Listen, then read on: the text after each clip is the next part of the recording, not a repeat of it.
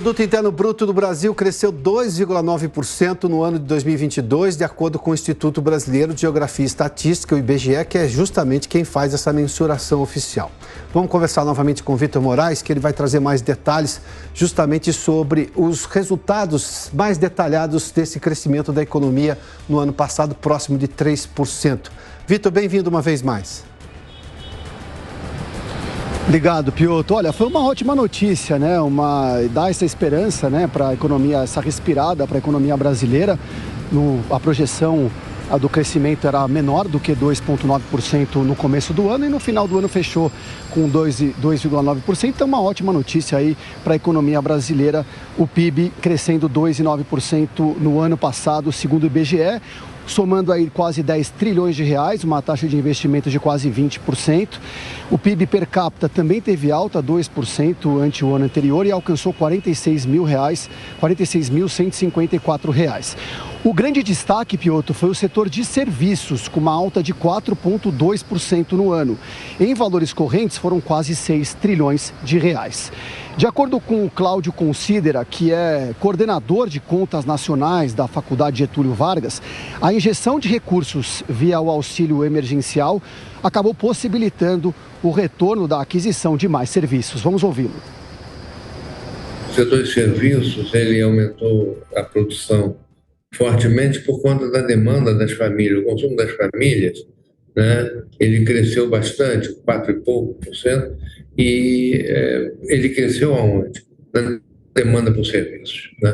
E principalmente no setor de serviços que é chamado de outros serviços, em que você tem lá hotéis, restaurantes, cinemas, teatros, etc., que puderam voltar a funcionar com o fim do isolamento social. Já a desaceleração trimestral está relacionada aos efeitos da elevação da taxa de juros e também com a necessidade, né, de frear a inflação. O Cláudio ele explicou que a compra de bens duráveis, que geralmente ocorre, né, em prestações como geladeiras, fogões, carros, acabaram perdendo espaço com esses juros mais altos, inadimplência também em alta e a perda do poder de compra das famílias. Vamos ouvi-lo. Por outro lado, o consumo das famílias de bens duráveis declinou todo o tempo. Por quê? Por conta da perda de poder de compra das famílias devido à inflação e por conta da taxa de juros que atrapalha o consumo de bens duráveis, que geralmente é feito no crediário, né? Então, esse tipo de impulso da economia através do consumo, para esse ano vai ficar, de certa forma, dificultado. Você tem uma ideia, Piotr, de como 2,9% o PIB brasileiro fechou o ano passado é um bom indicador e é uma boa notícia que a própria Faculdade Getúlio Vargas prevê um crescimento de 0,3% do PIB nesse ano, com a continuidade da inflação e o processo aí de perda de poder de compra das famílias. Piotr. Muito obrigado, Vitor. As informações, portanto, aí do PIB. Vamos só dar uma olhadinha numa tela que nós produzimos aqui para a gente ter exatamente a noção do crescimento da economia nos últimos 4 anos. Temos aí, Serginho, por favor, para a gente mostrar esses dados aqui? Vamos lá? Temos aqui o PIB, está aqui, olha.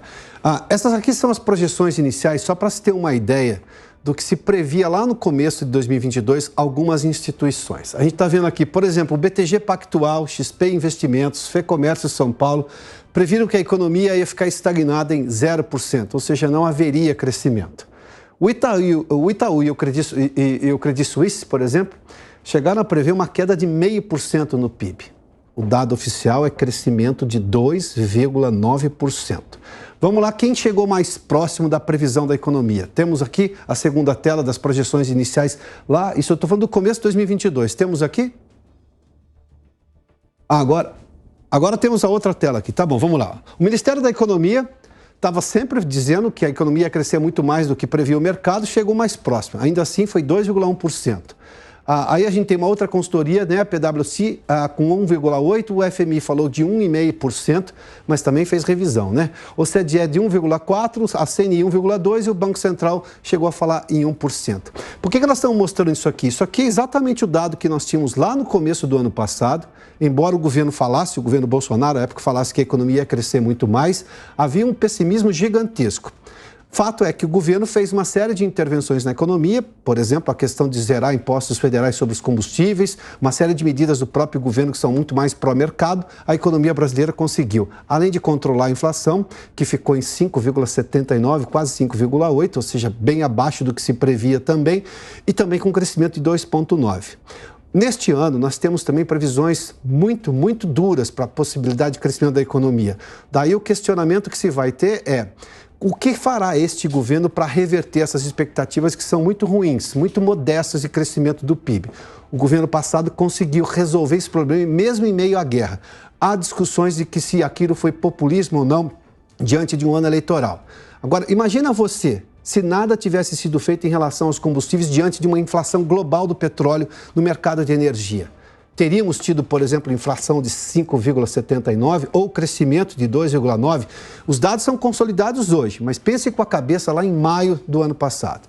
Bom, a gente vai falar um pouco mais sobre PIB daqui a pouco com a Camila Abdelmalak, que também vamos conversar um pouco agora com o Rogério Mori, nosso entrevistado, professor da Escola de Economia da Fundação Getúlio Vargas de São Paulo, que está conosco. Professor, seja bem-vindo, boa tarde. Obrigado, boa tarde, tudo bem, Kelvin?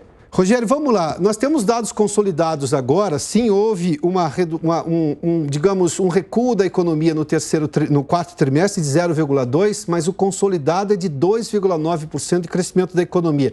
Que avaliação você faz do PIB do ano passado?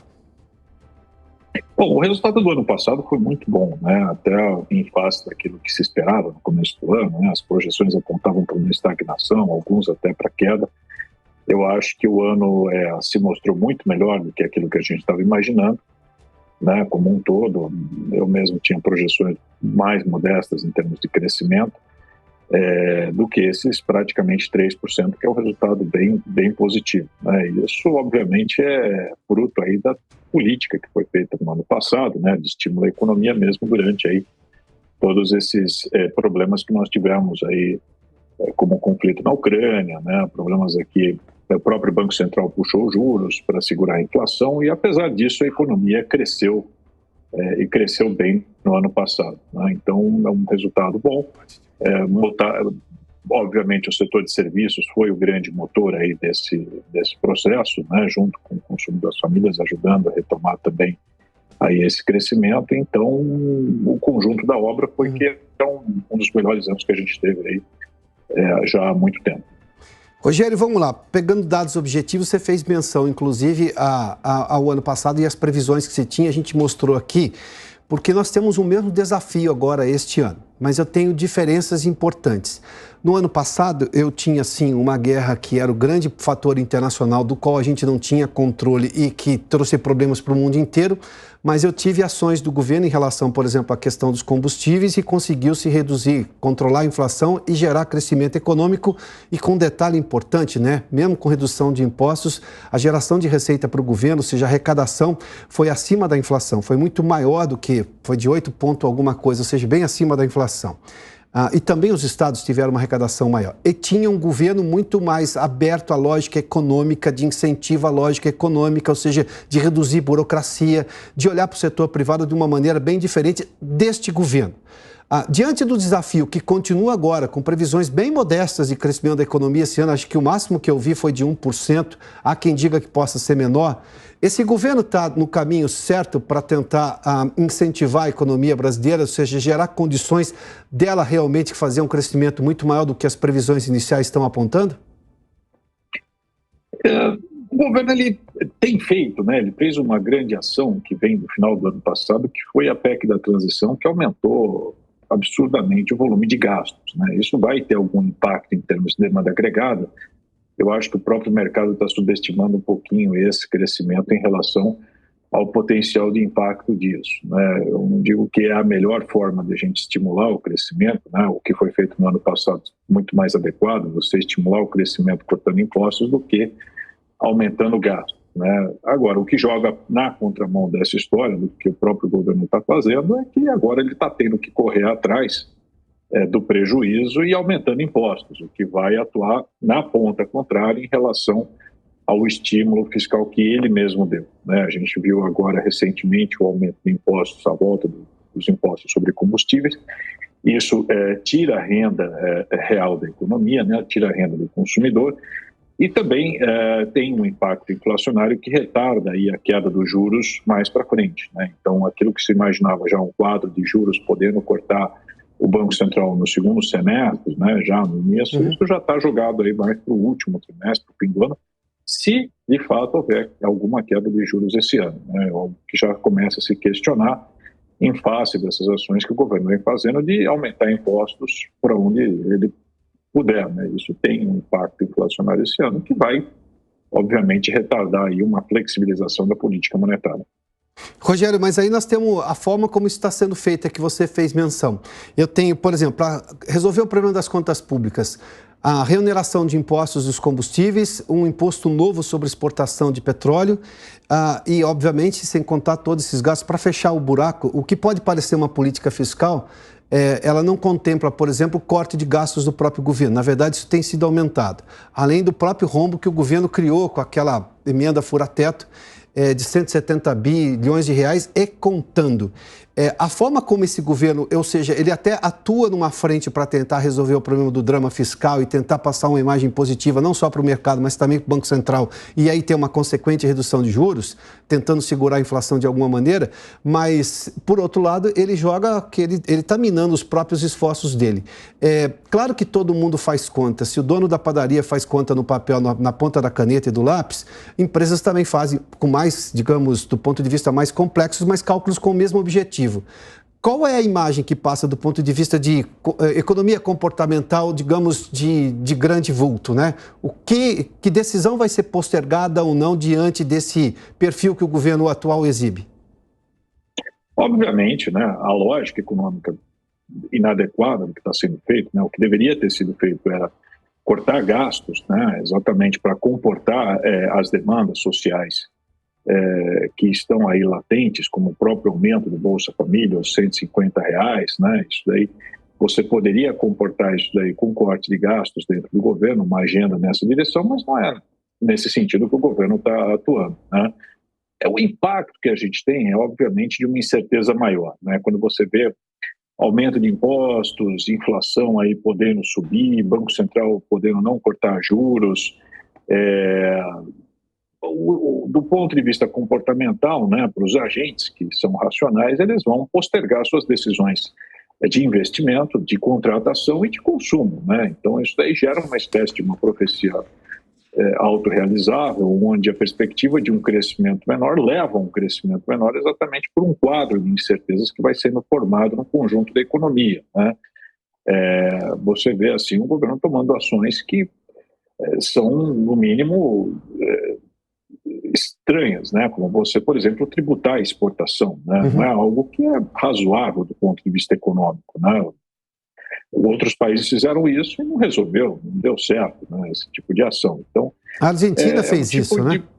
Argentina, Rússia, Turquia, Índia, alguns países que tentaram fazer isso para segurar preço, aumentar a arrecadação, mas isso é o tipo de ação que não ajuda em nada, diminui o emprego, piora as contas externas, sim, gera uma maior incerteza do ponto de vista econômico. Quer dizer, políticas que já não deram certo e você vai repetir na mesma toada aqui no Brasil. Obviamente, o conjunto da obra não é dos melhores possíveis, né?